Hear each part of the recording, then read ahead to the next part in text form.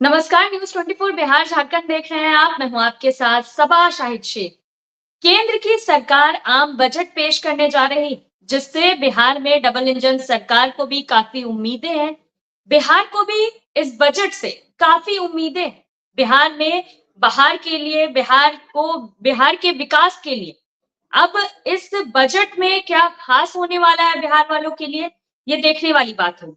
हालांकि अगर चुनाव के मद्देनजर इसे देखें तो इस बजट को काफी खास भी माना जा रहा है, क्योंकि बिहार में विधानसभा चुनाव नजदीक है। ऐसे में क्या कुछ बड़ा ऐलान होने वाला है बजट में बिहार के लिए? चलिए इन्हीं तमाम बातों पर आज विस्तार से चर्चा कर लेते हैं। चर्चा के लिए हमारे साथ तमाम गेस्ट जुड़ रहे हैं।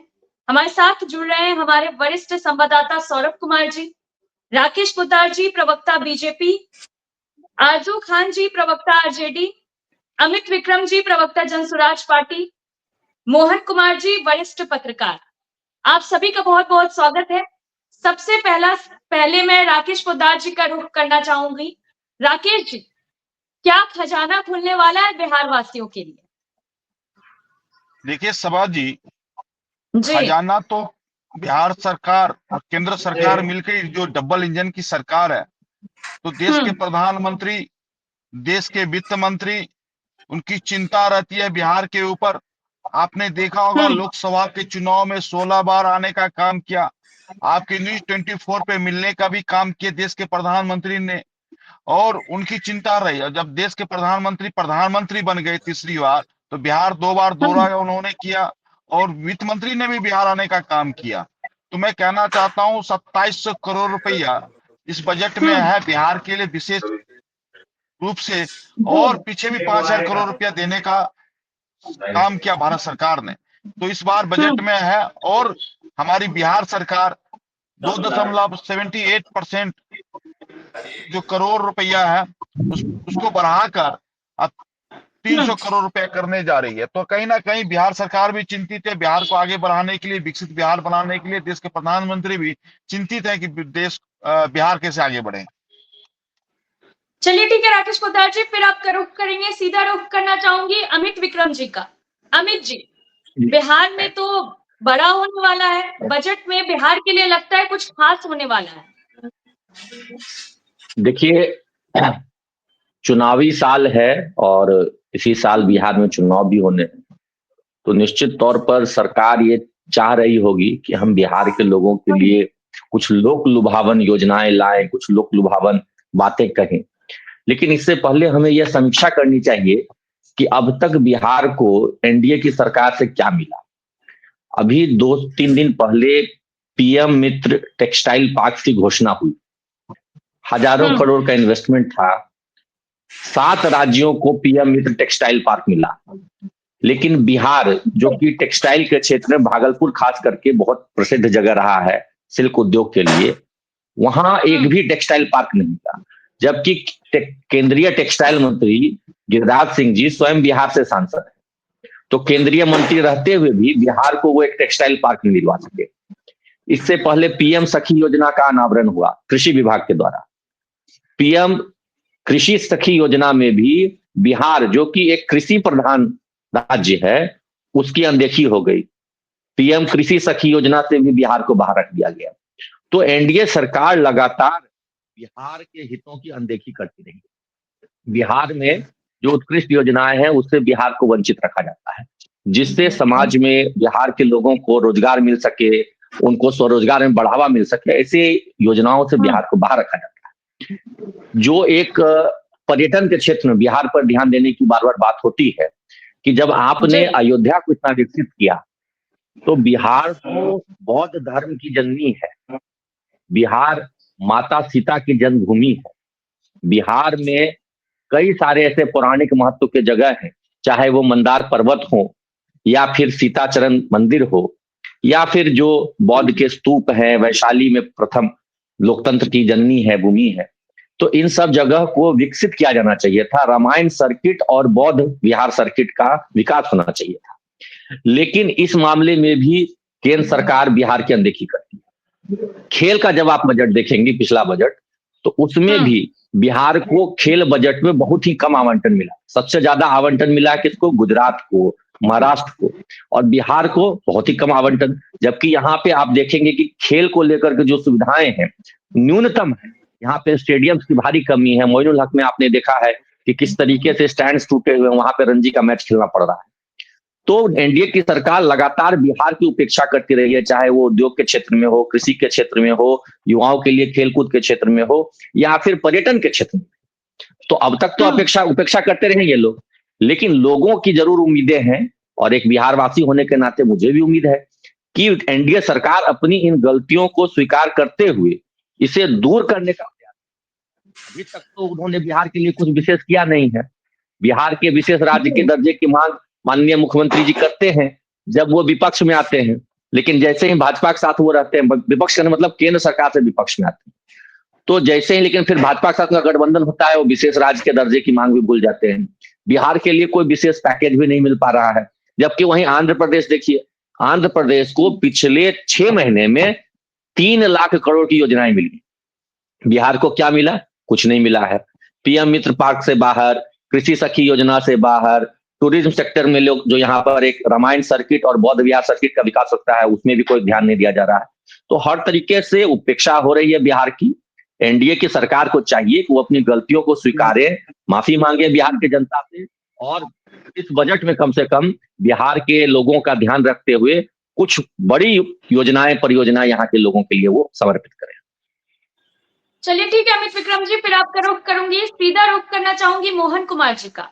मोहन जी, क्या लगता है इस बजट से अतिरिक्त सहायता मिलेगी बिहार को? कितना फायदा होगा इस बार के बजट से? बिल्कुल, बिहार को इस बार केंद्रीय बजट से उम्मीद है सब्बाजी, और खासकर बिहार चुनावी वर्ष में है।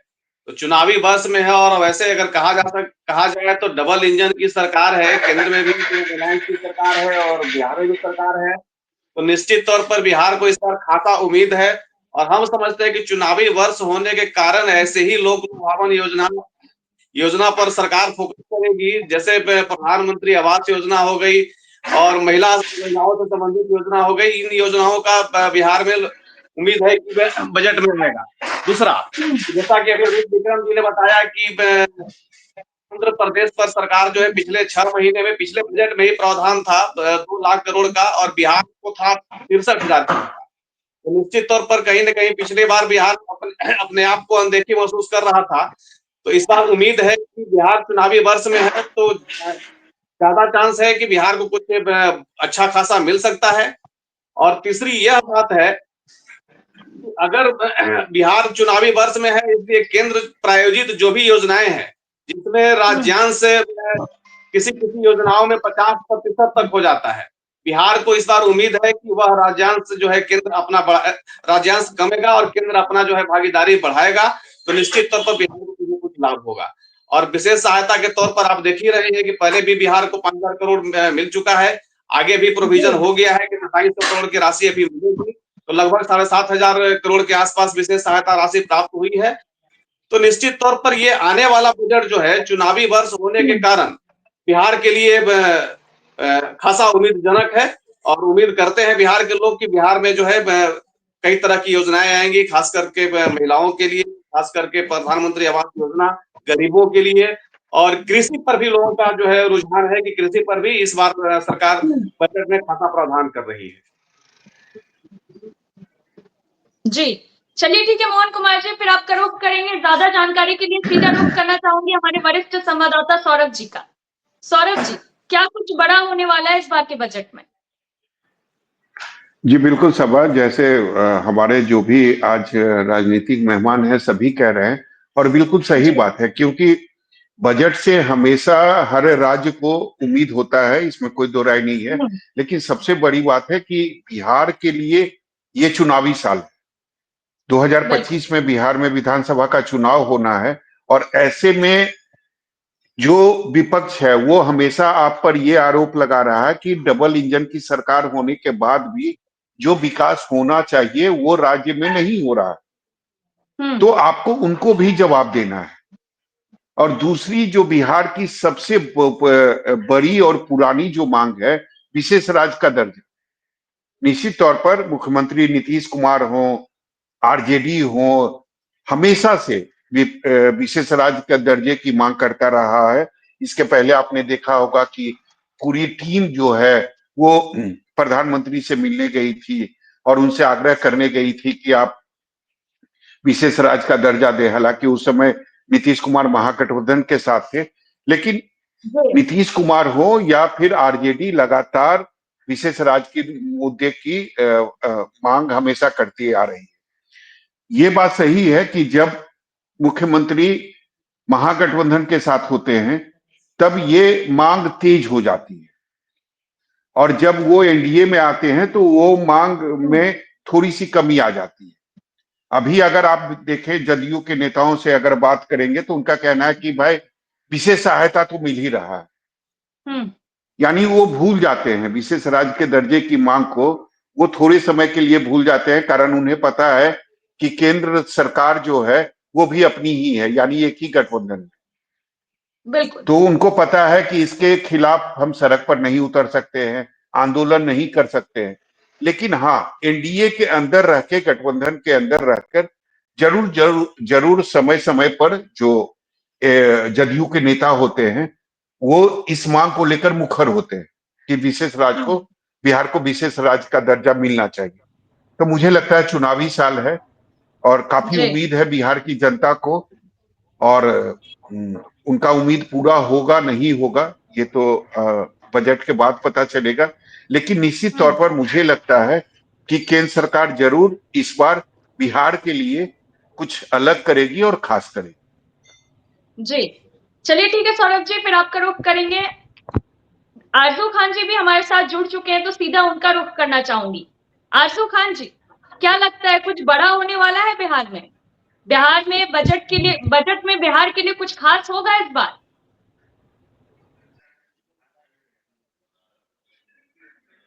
शायद कुछ टेक्निकल इश्यू है, तब तक राकेश पोद्दार जी का रुख करूंगी। राकेश जी, बिहार को बहुत सारी उम्मीदें हैं इस बजट से, क्या लगता है उम्मीदें पूरी होगी? नहीं क्या देखिए बिहार को पिछले इस दो बार विशेष राज्य का दर्जा दिया जाएगा? देखिए मुझे लगता है सभा आप राकेश जी से ये सवाल कीजिए कि क्या बिहार को इस बार विशेष राज्य का दर्जा मिलेगी, केंद्र सरकार देगी बिल्कुल या नहीं। बिल्कुल बिल्कुल। देखिए सवाल जी जी सौरभ जी, बिहार को विशेष राज्य की बात है। विशेष राज्य की मांग पे हम लोग कहीं भौगोलिक रूप से बिहार नहीं आता है। इसमें लोकसभा के अंदर भी माननीय प्रधानमंत्री जी के सामने बात को रखा गया, इस बिल को रखा गया, लेकिन पारित नहीं हुआ। अगर पारित हो जाती सर्वसम्मति से तो कहीं ना कहीं बिहार को विशेष राज्य का दर्जा मिलता, लेकिन भौगोलिक हिसाब से बिहार बन नहीं पा रहा है, जिस कारण से नहीं मिलता है। और मैं दूसरी बात कर रहा हूँ, पिछली बार भी नहीं, मेरा एक सवाल 2004 है राकेश जी मेरा एक सवाल है। आप कह रहे हैं कि तकनीकी जो कारण है उसकी वजह से बिहार को विशेष राज्य का दर्जा नहीं मिल सकता, तो ये तकनीकी कारण की जानकारी आपको है? क्या ये तकनीकी कारण की जानकारी नीतीश कुमार को नहीं है, तेजस्वी यादव को नहीं है? क्यों बार बार हर एक साल में कम से कम एक दो बार ऐसा जरूर होता है जो विशेष राज्य की जो मांग है उसकी तेज हो जाती है? तो क्या ये लोग पॉलिटिकल स्टंट करते हैं? ये तकनीकी संभव ही नहीं है तकनीकी रूप से, तो ये मांग का फिर मतलब क्या है? देखिए सौरभ जी, बिहार का विशेष राज्य का दर्जा आज से नहीं, वो बहुत दिनों से चला आ रहा है। जब हम भी केंद्र में सरकार में हमारी नहीं थी, कांग्रेस की सरकार थी, उस समय भी तकनीकी दिखाया जाता, लेकिन देश के प्रधानमंत्री जी ने इस बिल को लाया गया, विशेष रूप से विशेष अधिकार के रूप से बिल को लाया गया था लोकसभा के अंदर और पारित भी किया, पटल पे रखा गया लोकसभा के सभापति महोदय के सामने। लेकिन इस पे बहस हुई, कहीं ना कहीं इस पे सर्वसम्मति सभी का नहीं बना।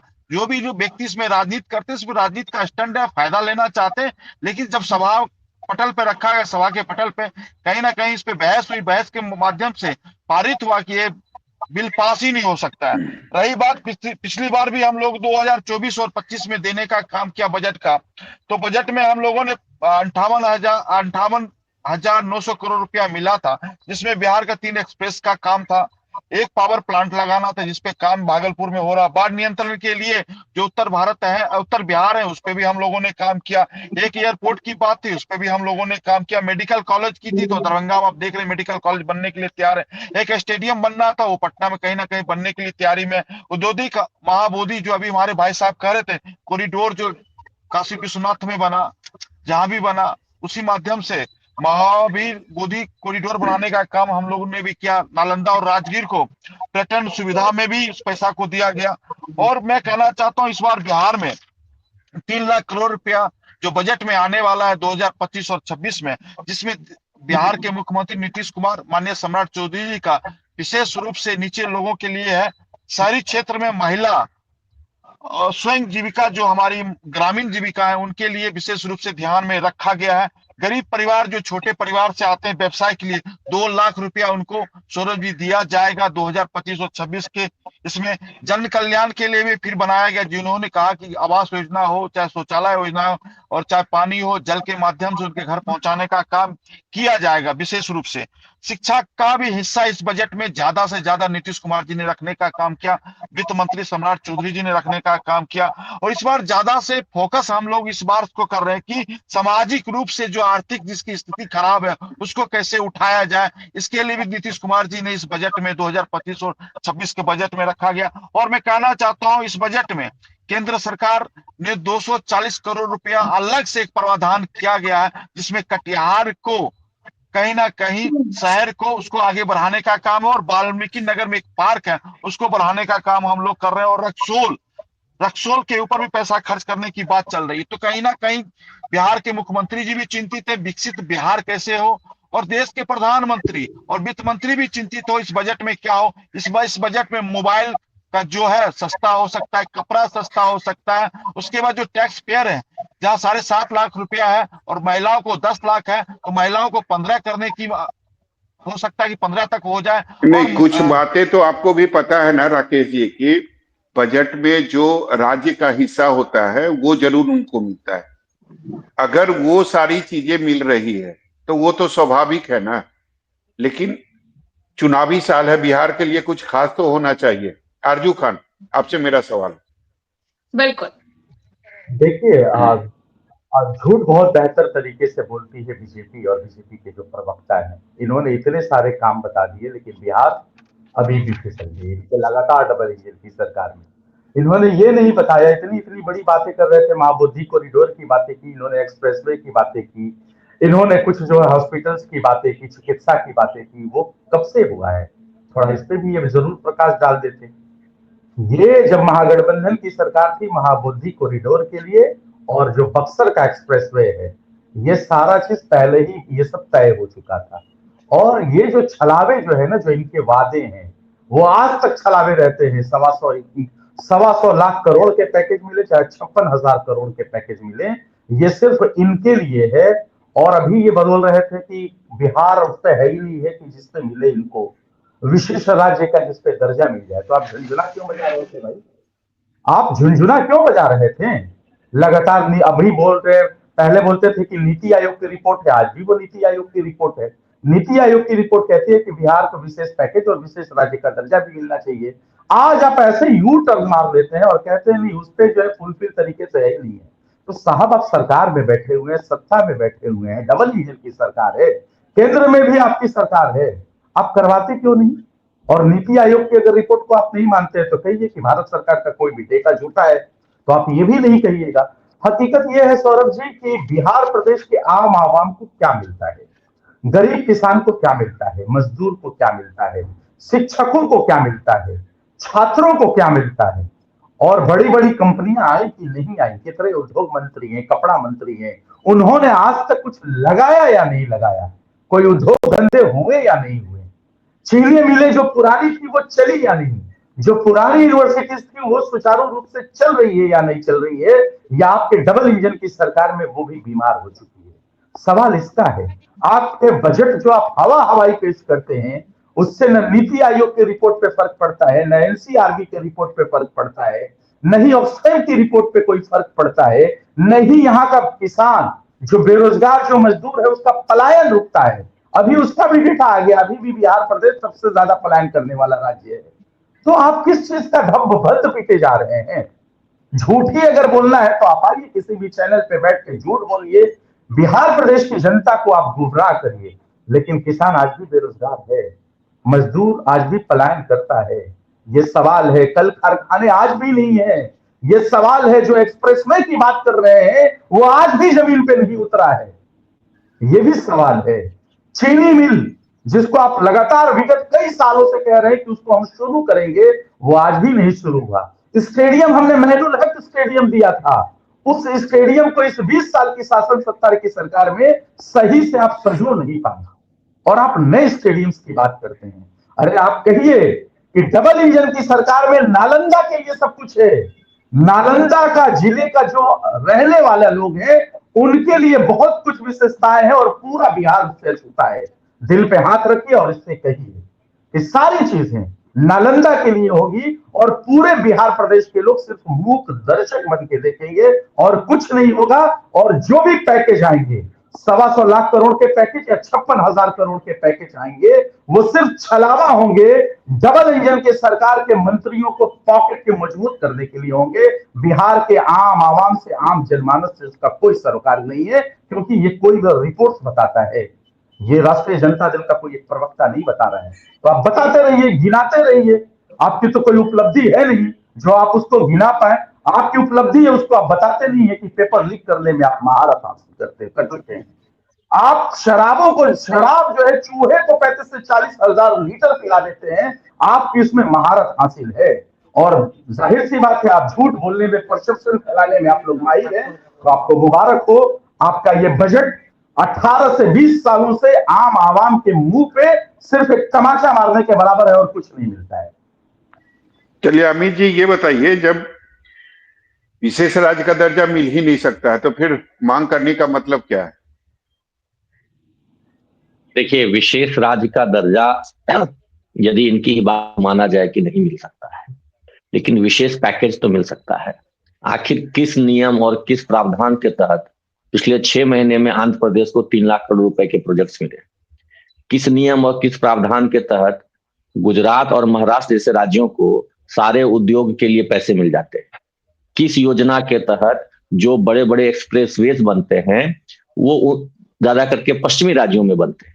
बिहार में अब तक एक भी एक्सप्रेसवे तो बना नहीं है। ये करेंगे, ये होगा वाली भाषा में तक है, किया नहीं। तो ये जो बिहार के साथ भेदभाव होता है बजटरी अलोकेशन में, और खास करके पिछले 10 से 11 साल का जो आप बजट देखेंगे, पहले रेलवे के संबंध में जो अलग बजट आता था तो बिहार को विशेष रेलगाड़ियां मिलती थी, लेकिन आप बताइए ना, वंदे भारत को छोड़ करके पटना से कितनी रेलगाड़ियां नई खुली हैं पिछले 10 से 11 सालों में देश के अलग अलग राज्यों में जाने के लिए? एक भी आप नहीं नाम बता पाएंगे। केवल वंदे भारत जो नया शुरू हुआ उसके कुछ अलोकेशन हुए, लेकिन इसके अलावा पटना से दिल्ली जाने के लिए 10 साल पहले भी उतनी ही ट्रेनें थी, आज भी उतनी ट्रेनें थी। तो वहां भी भेदभाव हो रहा है। और जो बड़े बड़े प्रोजेक्ट्स आ रहे हैं, बड़े बड़े इंडस्ट्रियल इन्वेस्टमेंट्स आ रहे हैं, उसको भी बिहार की ओर डायरेक्ट करने के लिए केंद्र सरकार की ओर से कोई कदम नहीं उठाया जाता है। बिहार में इंफ्रास्ट्रक्चर डेवलपमेंट को लेकर के विशेष पैकेज तो दिया जा सकता है, विशेष राज्य का दर्जा नहीं दिया जाए तो। बड़े बड़े एक्सप्रेसवेज बनाने चाहिए। ये आपका बक्सर भागलपुर कनेक्टिविटी जो बनाना है उस पर कोई काम नहीं हो रहा है। मुंगेर से लेके मिर्जा चौकी तक जो 4 लेन बन रहा है उसकी गति बहुत धीमी है। और भी जितने सारे प्रोजेक्ट्स हैं, आप देखेंगे कि अगर कोई प्रोजेक्ट स्टार्ट होता है महाराष्ट्र में, गुजरात में, दिल्ली में, तो वो 6 महीने साल भर में कंप्लीट हो जाता है। और यहाँ पर एक नेशनल हाईवे का प्रोजेक्ट जो है वो 4 साल 5 साल तक चलता रहता है, क्योंकि इनकी मंशा ही नहीं है कि बिहार को तेजी से हम लोग विकास के ओर लेके जाए। इनका केवल और केवल उद्देश्य ये रह गया है कि बिहार की भोली भाली जनता को, वो किसानों को 2,000 रुपए दे दो और 5 किलो अनाज दे दो। तो इस तरह की जो छोटी छोटी चीजें होती है, आप किसी भी ये सारी चीजें तो सबके लिए हो रहा है, पूरे देश भर के लिए हो रहा है। खाना दे दो, इसी पर है जी। वही मैं बता रहा हूँ कि केवल वही मिल रहा है, उसके अलावा कुछ विशेष दे नहीं रहे हैं। जबकि अभी देखिए ना, मैं तो बार बार कह रहा हूं कि आंध्र प्रदेश को इन्होंने किस कोटे से 1 लाख करोड़ का बजट दिया है पिछले 6 महीने में, एक्स्ट्रा लोकेशन किया है। उसके बाद ये जो पीएम टेक्सटाइल पार्क में बता रहा हूँ, पीएम मित्र टेक्सटाइल पार्क, वो बिहार में क्यों नहीं बना? बिहार में क्या भागलपुर सिल्क के उद्योग के लिए नहीं जाता था? बिहार के जो मजदूर हैं वो जा करके गुजरात की फैक्ट्रियों में सिल्क और साड़ी का प्रोडक्शन करेंगे, बनारस में करेंगे, लेकिन बिहार में कोई टेक्सटाइल पार्क नहीं दिया इन्होंने। बिहार की जो महिलाएं हैं जो खेती किसानी से जुड़ी हुई हैं, उनको कृषि सखी योजना से क्यों बाहर किया है? उनके लिए क्यों विशेष योजना क्यों नहीं ला रहे हैं? बिहार के मंत्री हैं एमएसएमई के मंत्री माननीय जीतन राम मांझी जी, एमएसएमई को, स्टार्टअप्स को बढ़ावा देने के लिए कोई विशेष पैकेज क्यों नहीं दिया जा रहा है? हमारे जो डेयरी मंत्री हैं, डेयरी विभाग में या फिर पशुपालन के लिए क्या विशेष किया जा रहा है?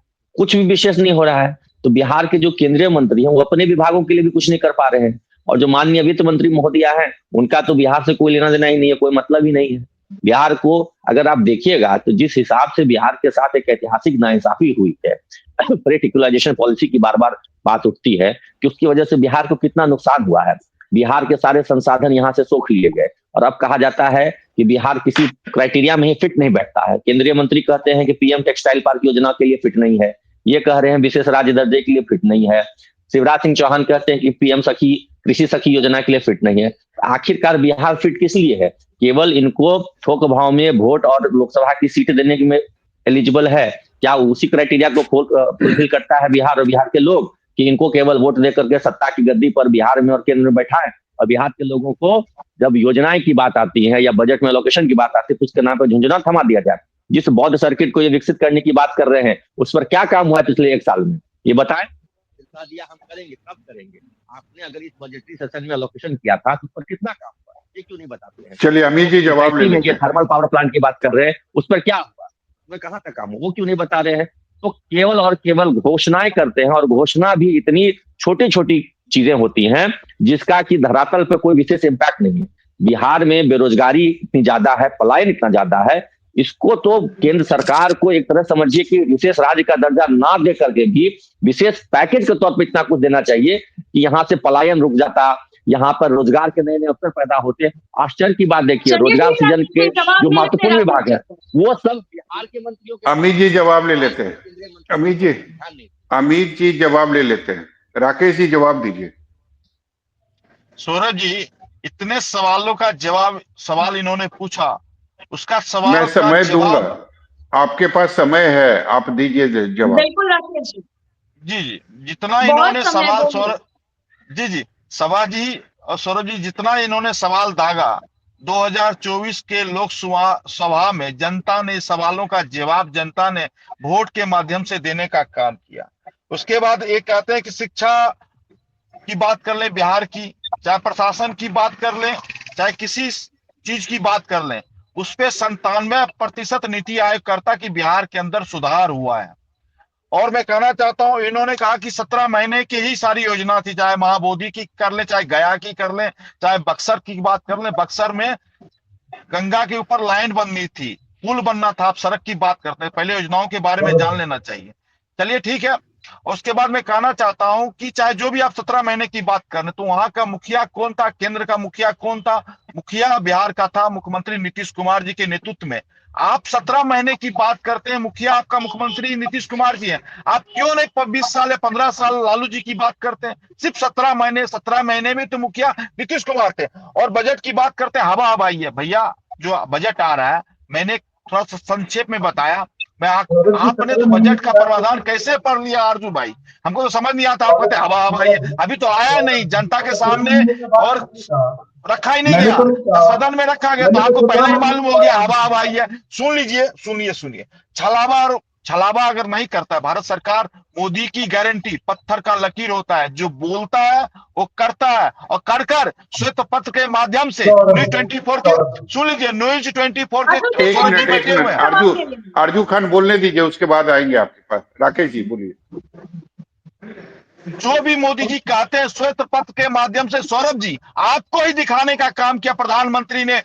इको पार्क में आपने इंटरव्यू किया था प्रधानमंत्री को, और आपके चैनल ने इंटरव्यू किया था, और प्रधानमंत्री ने श्वेत पत्र के माध्यम से आपको दिखाने का काम किया। इन न्यूज 24 ने पूछा था इस सवाल को कि आपने जो घोषणाएं किए थे 2019 में, क्या उस घोषणा को पूरा किया? सौरभ जी का सवाल था। सौरभ जी के सवालों का जवाब देश के प्रधानमंत्री ने बिहार आकर दिया। इसमें छलावा नहीं होता है। आरजू जी पढ़ा कीजिए, जान लिया कीजिए, मीडिया के साथी किसी को छोड़ते नहीं है।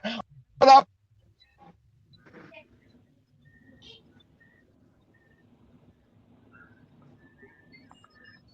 चलिए आरजू खान जवाब दीजिए, कुछ बोलना चाह रहे थे आप।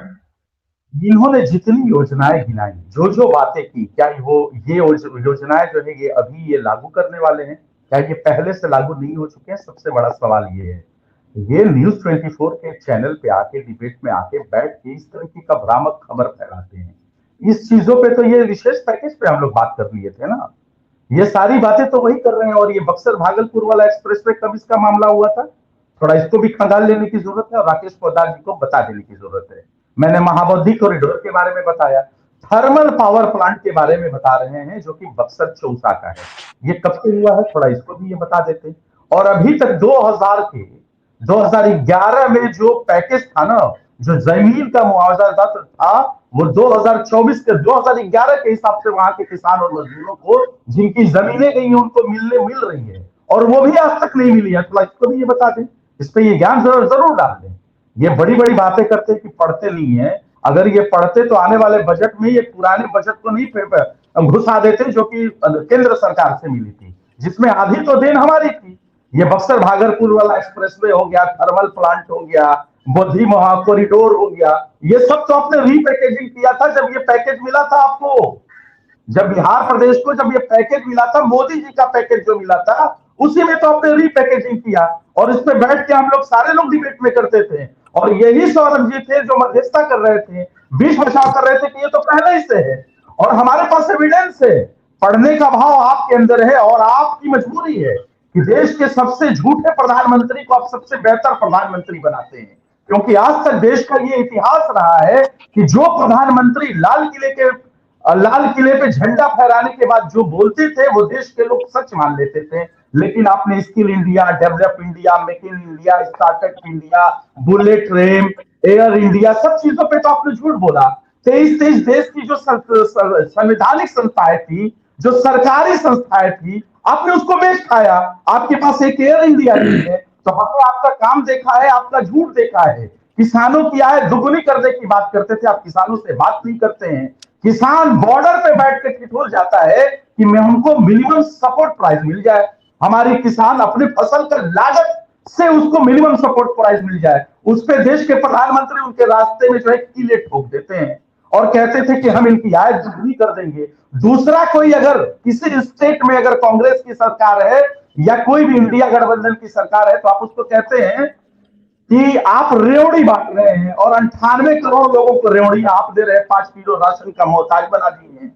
तो ये ऐसे ही आपका चाल चरित्र है। आप जितने भी घोषणाएं थी ना, नीति आयोग पे आपको झुंझुना थमा दिया गया, तो थामिए, बिहार प्रदेश नहीं थामने वाली है। और जनादेश की बात करते थे साहब, अरे साहब आप पूरे के पूरे 39 सीटों पे थे, 10 सीटें आपकी खसक गई और कहते हैं कि जनता ने आपको जनादेश दिया।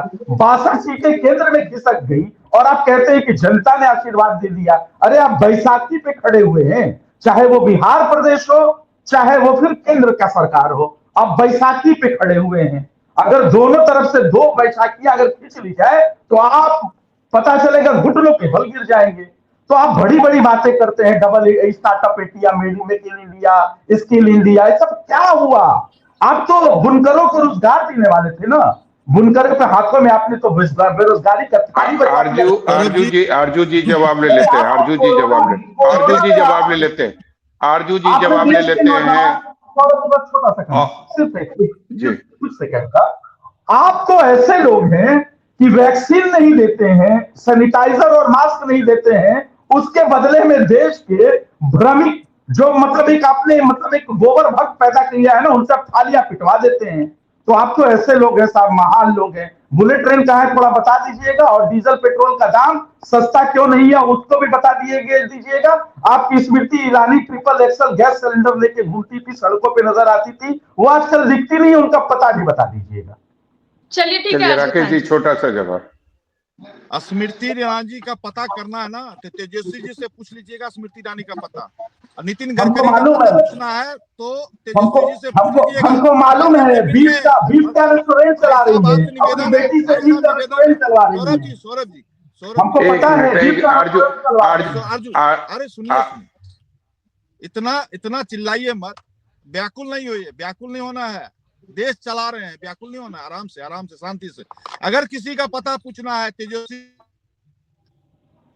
नितिन गडकरी का पता पूछ लीजिएगा, 17 महीने में आते थे नितिन गडकरी जी, कहते थे कि बिहार को कुछ कर दीजिए, तो पूछ लीजिएगा किसने किया था। और नितिन गडकरी का व्याख्यान, चाहे गंगा पे बोलते हैं तो अपने तेजस्वी जी, जिसको नेता मानते हैं, तेजस्वी प्रसाद यादव जी ने कहा था कि बहुत बढ़िया प्रोजेक्ट है, गंगा को अमानी गंगे का नाम से जाने जाते हैं, वो अच्छा प्रोजेक्ट है, आपने सुना होगा। और मैं कहना चाहता हूँ, आप किसान की बात करते हैं, अरे भैया स्वामीनाथन का रिपोर्ट के अनुसार 10% हम लोग ने देने का काम किया, गन्ना किसानों का 25 रुपया बढ़ाने का काम किया, तो इसको जानकारी आपको जानना चाहिए।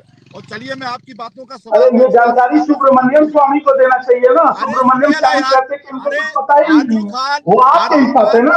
एक मिनट आरजू खान बोलने दीजिए, आरजू खान राकेश जी को बोलने दीजिए। आप तो हम सुनते थे कि अच्छा प्रवक्ता है, लेकिन आप तो एकदम गोबर गणेश जैसे बातें करते हैं। और गोबर भक्त की बात कही, जनता गोबर भक्त नहीं है, 140 करोड़ जनता है, वो मेरे माता है, पिता है, देशभक्त है।